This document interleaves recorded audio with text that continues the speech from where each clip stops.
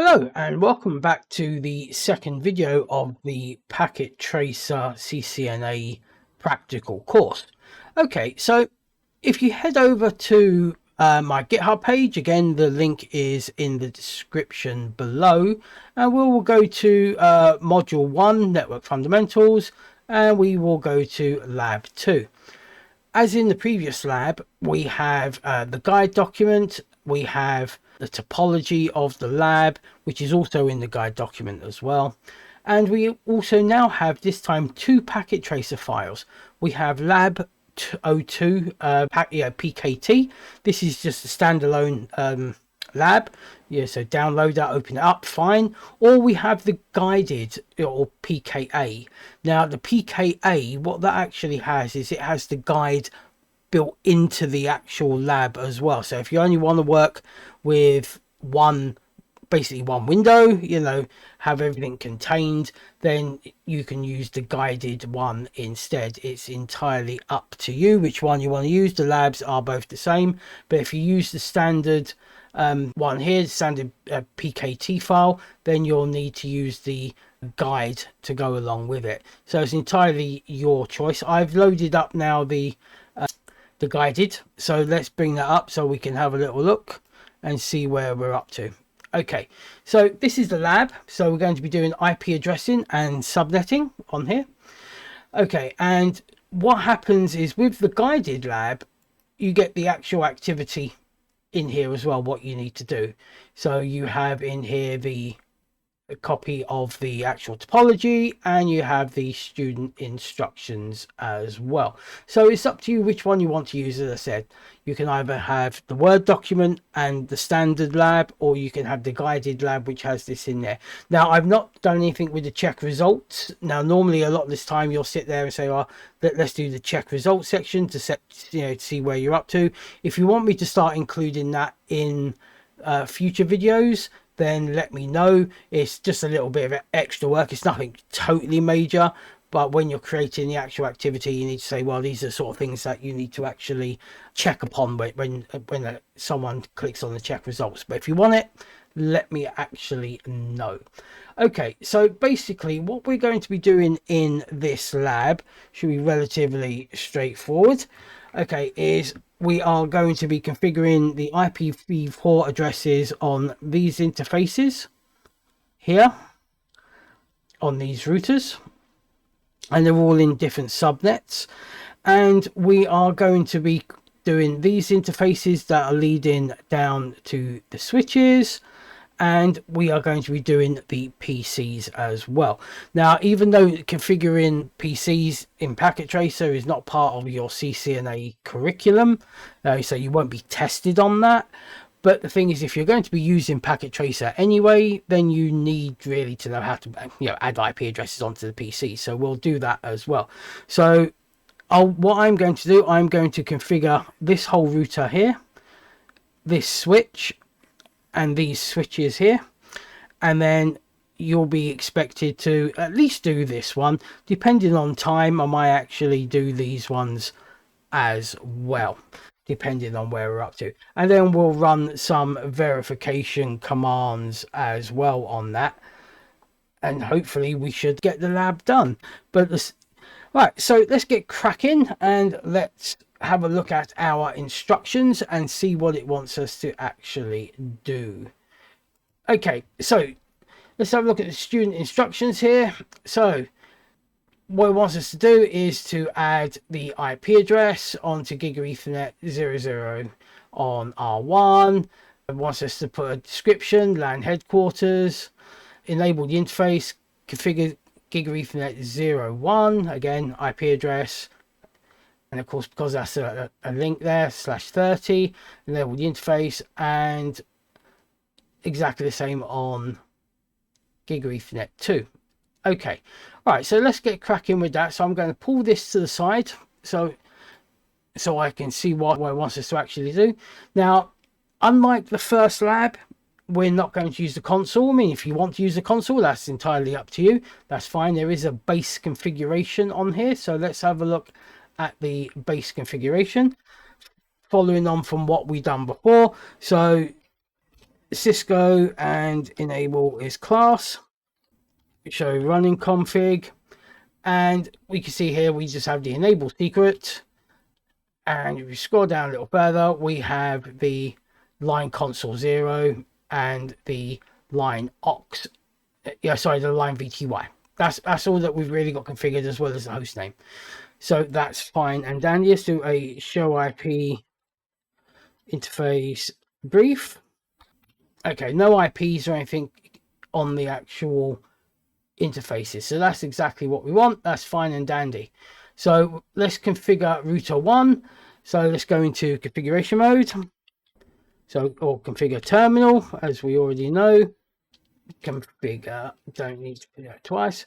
Okay, so it wants us to do GigabitEthernet 00, so interface G0/0, and the IP address is going to be 192.168.1.1. It says a /24 subnet, so you should know that a /24 subnet is 255.255.255.0. Okay, and it wants us to do the description as LAN headquarters. Okay, headquarters. All right, that's fine. And enable the interface. So enable. So we should see when we enable it. Let's just move this down here. We should see that this interface should change from red to green. So let's do that. Oh, enable. And no shutdown, rather. No shut. Oh, it's dumped me out of the interface. G0/0. No shut. All right, so let's have a look and see what's happened with that now. Okay, you'll notice now that that interface has come up on the router. Okay, it's not come up so much there at the moment on the switch, but that's because we have spanning tree that's running on that. So that'll take a few moments and that will go green as well. Okay, so we've done the LAN headquarters. That's actually absolutely fine. So let's do GigabitEthernet 01. So interface G0/1. And this is going to be the link to router 2. So let's do IP address. And it's going to be 10.0.12.1. Now it's asking for a /30 subnet mask. So you should know that's 255.255.255.252. And description is going to be link to R2 and no shut. And if we have a little look here, link to R2. Okay, so the reason why the link to R2 has not come up at the moment is because it's still shut down on R2. Unlike switches, where switches, all the interfaces are enabled and up, and in VLAN 1 by default, on routers all the interfaces are shut down by default. So this is not going to come up until, or it's not going to go green until it can see that the other interface on the other end of the link is up. So that's absolutely fine. And let's do the link now to router 3, which is one on the bottom corner. So let's go int G0/2 and do IP address, and it's going to be 10.0.13.1 again /30, so 255.255.255.252. Okay, that's exactly great. And description is going to be linked to R3, and let's do a no shut. Alrighty, okay, so one has configured all of those interfaces on that router, on router 1. So what we need to do now is to configure the IP addresses on routers 2 and routers 3. So what we'll do, we will pause the video here for a moment while you go along and you sit there, use the guide which has the IP address that you need to do, and you configure the interfaces on routers 2 and routers 3, and then we will carry on once they have been done. Okay, so your topology now, if you've correctly done all the interfaces, it should look exactly like this. So you should see that your all our little links here have now turned green. So we've now configured the IP address in as a /30 on here, and we've configured all the switches as a /24. All right, brilliant. Let's clear that off the screen. It's a bit messy. Okay, great. So now we need to configure our switches now. So if we bring the instructions back in. Okay, so we need to configure all the switches with just this VLAN, really, VLAN 1, and configure the default gateways. Okay, so we know here, basically from our studies or what you've done before, is that the default gateway, let's just pick this one, for this switch is going to be the IP address here, which in this case would be 192.168.2.1. All right, and we need to do the interface VLAN 1 as well with that. And don't forget, VLAN 1 needs to be no shutdown as well, because it's shut down by default. So what I'll do, jump onto switch 1 and we go into CLI password. Again, this is the same usernames and same passwords for the enable and the console that we used in the previous video. So Cisco and class, wonderful, enable, and it's going to be class for that. Wonderful. Okay, so what we need to do, we need on this one, nice and easy. So we go interface VLAN 1. We go into configuration mode first, and then we go into interface VLAN 1. All right, and now we're going to do the IP address here. So this will be 192.16. we'll do IP address, and it's going to be 192.168.1.2, because .1 is the default gateway. You've already configured that, or we've configured that on router 1, and the IP address subnet mask 255.255.255.0. okay, that's fine. And of course, again, we have to no shut it. Wonderful. If you want to give it a description, you can. So I will do description and just do link to R1. Wonderful, excellent. And let's get out of this, configure out this stanza for the interface. Now it wants to do the default gateway. So IP default gateway, this is so it knows where to actually, as you already know, to send all the traffic. So the IP default gateway is going to be 192.168.1.1, and that is it.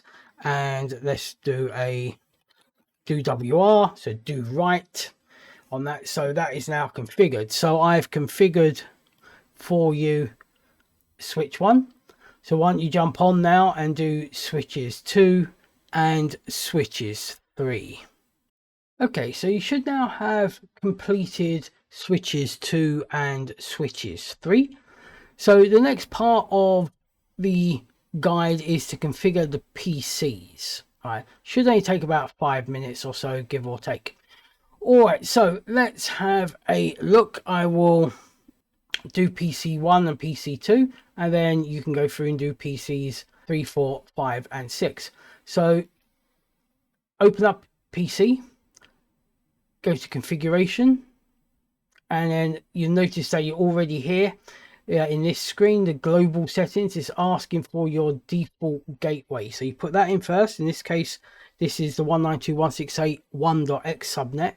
So this is going to be 192.168.1.1.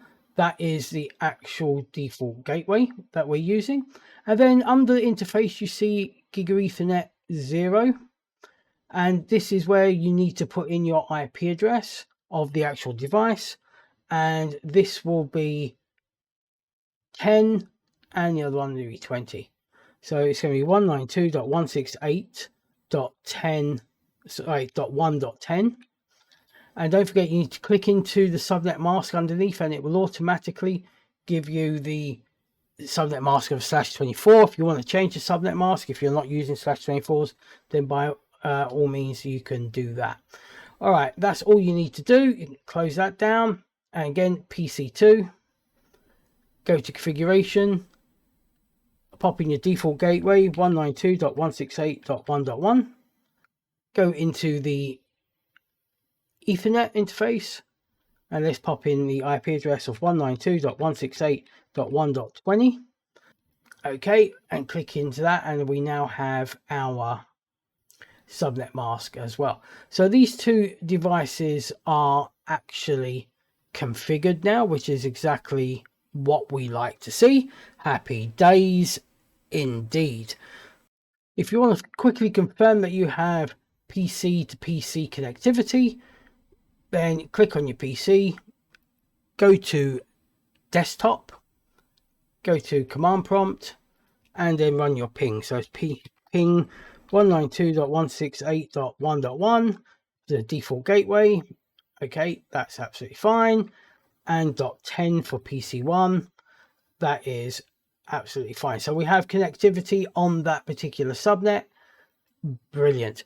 Okay, so you go along and you configure PCs 3, 4, 5, and 6, and then we'll carry on and run some verifications after that. Okay, so you should have all your PCs done now. So let's pick on PC6, and let's have a little look and see what we can do with this. So let's ping the default gateway. So let's do ping 192.168.3.1, and that's fine. Let's ping PC5 and see what we can do with that. That's fine. So I can ping everything on its own subnet. Okay, let's ping PC1. So ping 192.168.1.10, and the destination is unreachable. Okay, so why do you think that is? Why do you think PC6 cannot reach PC1? There's a step that we now need to complete to get this going. All right, so basically what we have here is that while everything in this subnet can communicate with each other, with itself, this subnet and this subnet, they can all communicate basically to themselves, and that's it. However, they cannot communicate from subnet 2 to subnet 1, or 1 to 3, or vice versa. They can't, because the routers themselves don't know how to get there. So for example, router 3 does not know how to get to the 192.168.2.x network. You know, that's the problem. And the same as it doesn't know how to get to the 192.168.1.x network. All it knows is its own network, and it's directly connected /30 connection. That's all it knows. So we need to put our default routes on now to actually allow connectivity between the actual routers themselves, and therefore enable the actual subnets to communicate with each other. So let's have a look. So assign our static routes, which is great. Okay, so on R1 I'm going to do the static route for you, and then you will do the static routes on R3 and R2. Okay, so let's jump back into router 1 and let's go. So again, Cisco, and enable this class. All right, conf T. So basically what we know for the static routes is that I want to reach, let's pick on, we'll do the first one here for router 2. Okay, so we want to get onto the 192.168.2 subnet, and the next hop is going to be this IP address here, which we know on the /30. This is the 1, this is 2, so it's going to be 10.0.12.2. All right, so let's bung that in, and let's do IP route for the subnet we want to go to, which is 192.168.2.0.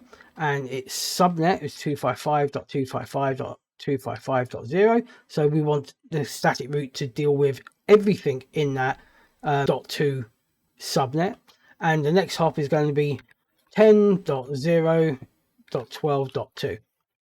All right, great. And let's do it on the other side as well. So IP root, and it's going to be 192.168.3.0, and the same 255.255.255.0. And where do we need to go on this? So we know that the address space between the two links is 10.0.13.0, so that'll be 1 and that's 2. So it's going to be, next hop will be 10.0.13.2. Okay, there you go. That is the IP routes now done. Of course, as we know, we need to have bidirectional IP routes. These are unidirectional only. So what you do now then is you jump on and you do your static routes for router 2 to router 3 and back to router 1, and then for router 3 to back to 2 and to 1 as well. So in total, you're going to configure now 4 static routes, and of course the guide also will show you what IP address space you're actually doing. Okay, so you should have configured all of those static routes now. So let's do some verifications. So verify all interfaces are up using show IP interface brief. One sneaky little thing is that we know that they're generally all up because they're green, but we'll have a look anyway. Verify your IP addresses are correctly signed using show running config. Okay, well, we'll have a look at that. View the routing tables, and let's see if we can do some pinging from the PCs. Let's do a trace route, and let's do a telnet. Okay, righty, let's have a little look here. So let's jump on to router 1, and let's do a show IP interface brief. All right, okay, so where it said in the guide, do a show running config. Well, yeah, we have the IP addresses here, so I know that that's configured correctly, so I'm not going to bother doing the show running config. But if you want to, that's absolutely fine. Let's have a look at route 2. Let's do router 2, show IP interface brief. Oops. All right, okay, so all our interfaces are up, and our IP addresses look fine. That's great. Router 3. So show IP interface brief. Again, all interfaces up. We got the correct IP addresses there. Fantastic. Let's have a look at our show IP route.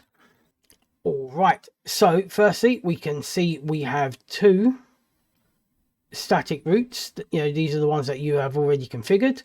One to the 192.168.1 subnet and one to the 192.168.2 subnet. That's absolutely fantastic. That's exactly what we want to see. Brilliant. And guaranteed it's going to be, you've done that fine on router 2. So let's do a show IP route.